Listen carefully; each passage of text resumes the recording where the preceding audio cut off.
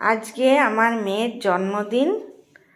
এই যে আজকে দুপুরে কি কি আইটেম রান্না করেছি তোমাদের সঙ্গে সেটা শেয়ার করছি।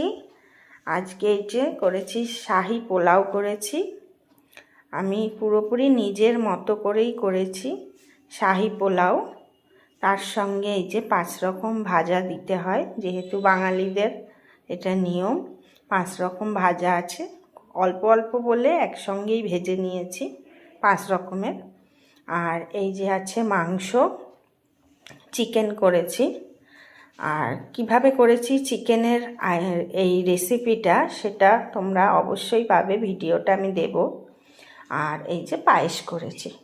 এটা তো অবশ্যই বাঙালি বলে না, ভারতীয়দের মধ্যে জন্মদিনে অবশ্যই পায়েস করতে হয়, তাই এই যে পায়েস করেছি। এই হচ্ছে দুপুরের খাওয়া দাওয়া। তা তোমাদের কেমন লাগলো ভিডিওটা অবশ্যই জানিও।